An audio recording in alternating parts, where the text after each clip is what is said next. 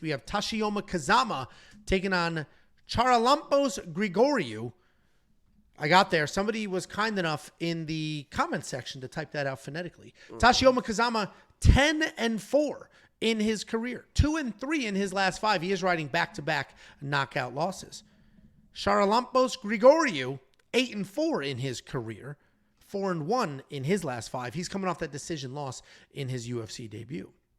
Grigoriou is a powerful striker. He's got heavy leg kicks. He absolutely will lay into that leg and chop you down like a tree, and then he can win the fight from there. He can grapple as well. He's got big takedowns, heavy top pressure. Overall, he's a solid prospect. He can win fights both on the feet and on the ground.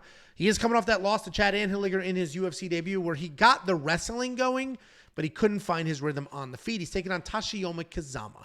Toshiomi's a solid grappler who lets his hands go on the feet. His takedown defense can definitely use some work, but even when he is taken down, his BJJ is pretty slick. He'll scramble, he'll sweep, potentially even find a submission. He is a grapple-first fighter. He can definitely be chinny, as we have seen, and he is coming off back-to-back first-round TKO losses, the most recent to Garrett Armfield. In my mind, this is a pretty easy breakdown. Sometimes you have to look at the opponent. Sometimes the entire breakdown is about the opponent. Last week, and this should have been no surprise, last week when I was insanely confident in Michael Chiesa, a lot of people were like, who the hell is Michael Chiesa to be minus 600? And it was never about Michael Chiesa. It was always about his opponent. And this fight is very similar. Minus 225 for a guy who's 8-4, like coming off a decision loss in his UFC debut. I get it. But at the same time, the odds aren't only about him. They're about the other side as well. I think Grigoriou runs away with this fight. He is the pick. Very confident in that. What do you think, Jakey boy? Yeah, here's what I'll say is Chara is a guy that you could tell he wants the flashy knockout. He wants the big knockout. He throws the heavy stuff. He does the spinning stuff. He actually showed some really good heart and toughness in that Chad fight because he got his leg fucking just beat the fuck, and he could not move, but he was still trying to do what he could do, kind of in the same way that I thought Philo in that Contender Series fight. He worked through. Obviously, he couldn't find a way to win that fight, but he was still doing everything he could on basically one leg. I will say this. Kazama, coming off the back-to-back KO losses, he's tougher than people are probably going to give him credit for. Even in that last fight, I mean, he took some fucking shots before he eventually went down. So if Chara comes in, sees the back-to-back knockouts, and I'm going to come in, I'm going to throw wild, I'm going to throw heavy, and I'm going to try and knock this guy out, he could be in for a surprise, right? Because when you start overthrowing, that's when the takedowns can happen. And if you get taken down early, especially against a guy like Kazama, who's coming off back-to-back losses, now he's starting to get that confidence back. That's what you don't want to have happen. So my advice for Chara is let the knockout find itself. That's what Garrett Armfield did. That's what people are doing. They're just finding shots in regular combinations. Pressure this guy, throw regular fucking combinations. The good thing about Chara is if he does get to a point where the knockout isn't happening, he can go to the wrestling. He's a Ray Longo guy, Aljo, Matt Favola, all those guys. So he should be able to either counter wrestle or hang in the wrestling if the knockout doesn't come. I like Chara here. I think he's going to be live for the finish, but don't be surprised if this goes a little bit longer than people expect.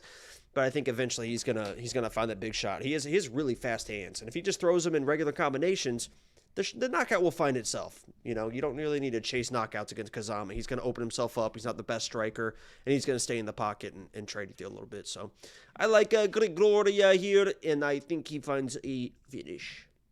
I don't disagree with you. I don't disagree with you at all. But chasing because that finish, you're gonna get a fucking slap. No, I won't get slapped.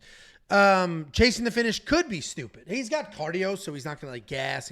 But chasing the finish could be stupid because Kazama can grapple. So if Grigoriou was just bombing away, thinking, I'm just going to knock this guy out, Garrett Armfield did it, then all of a sudden, yeah, he might get taken down and might. Oh, that's literally what I said. Like so thank you. I'm reaffirming. Pete and Repeat were in a boat. Pete fell out. Who was left?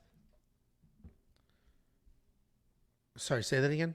Pete and Repeat were in a boat. Pete fell out. Who was left? The other Pete. Pete and Repeat were in a boat. Okay. Jakey Boy and I are on the same page. 8,800. Knock. Who's there? Norma. Norma who?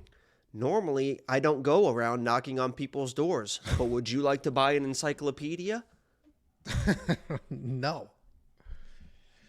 $8,800 for Grigoriou in the DraftKings fantasy world, and he might be worth that money because if he does get that same finish that has found Kazama so many times before, he could put up some very real numbers either with a knockdown or a takedown, which he was getting going in his last fight, and a TKO on top. I think he could be worth that money. I will be exploring that, and I am pretty confident in Grigoriou. If you do want to unlock the picks, the bets, the round line leans, and more, WeWantPicks.com. Click Become a Member. It's only $10 a month. What I will say is we've had, I got to count, it feels like 10 to 15 signups while we've been live. So thank all of you. I don't know if you're watching live and then signing up. Trying to be the watching some of our other video.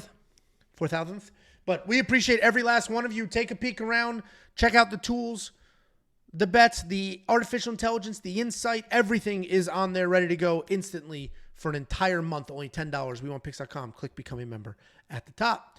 Couple of super chatterooskies. Juan Mexes, $4.99. Looking forward to making bread this weekend since my book wanted to F me and remove 2 picks I knew would hit for plus 1,200 yesterday. I was hammering.